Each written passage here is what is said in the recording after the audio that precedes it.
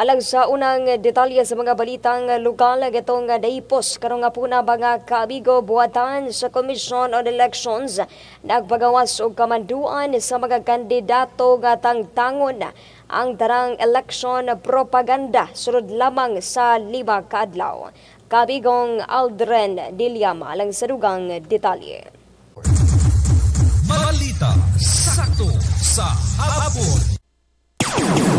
Nagpagawas karon og kamanduan ang buhatan sa Commission on Elections COMELEC sa mga kandidato nga tangtangon ang tanang election propaganda sulod lamang sa 5 ka adlaw. Kini base sa Section 256 sa COMELEC Resolution Number 10924 nga gipagawas ning bag-uhay pa lamang nahimong epektibo ang maong kamanduan human sa piniliay sa barangay ug sangguneng kabataan eleksyon sa kon BSKE 2023 nga nagsugod niadtong adlong Martes sa Oktubre 31, 2023. Gipaklaro sa COMELEC nga sulod sa maong time frame kinahanglan nga wala nay ni isa ka mga election propaganda o mga campaign poster sa kandidato nga makita nga naka-display sa bisan asa nga mga lugar.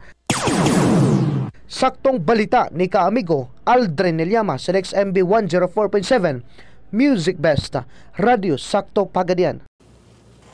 Sa pikasaping sa balitang lokal ang mga kaamigo sa police report 28 anyos nga inahan patay human nagingong naghikog sulod sila nga panimalay sa lungsod sa Gipos samtang hinungdan padayon pang gitumbok sa mga otoridad. Alang sa dugang detalye sa maong balita ng report. Balita sakto sa hapon.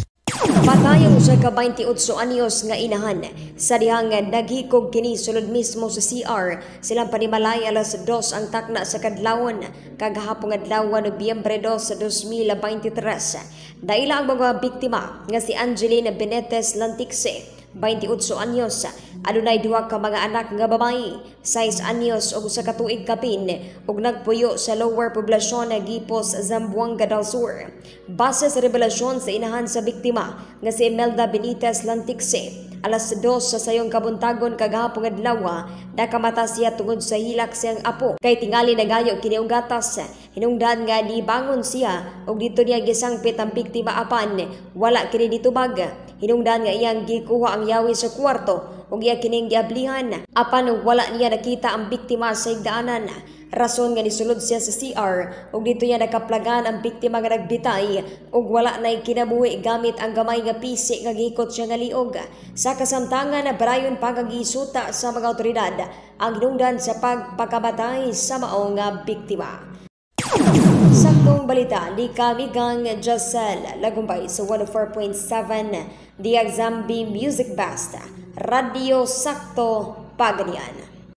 Sa dugang sa mga impormasyon, nag-agay niyong masayran karong apuna mga kamigo pagpatuman sa election gun ban din sa probinsya sa Zamboanga del Sur. Ug tanon gihapon nagagingusgan sa Commission on Elections.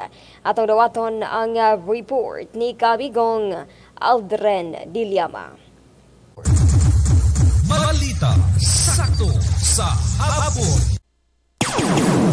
Hugot gihapon hangtod karon nga gipahingusgan sa buhatan sa Commission on Elections COMELEC ang pagpatuman og election gun ban dinhi sa probinsya sa Zamboanga del Sur.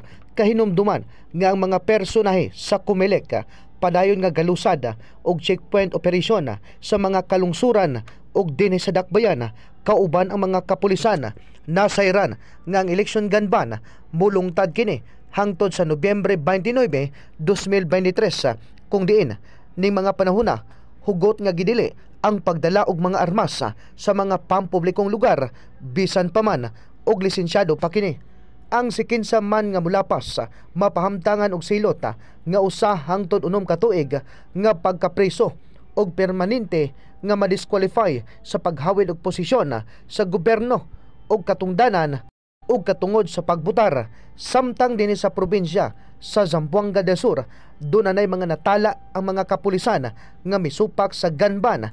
Usa nadakpan sa Mulave, Tukuran, Dumalinaw, Pagadian City ug sa lungsod sa Aurora. Saktong balita ni kaamigo Aldrin Nelyama sa XMB 104.7 Music Best, Radio Sakto Pagadian.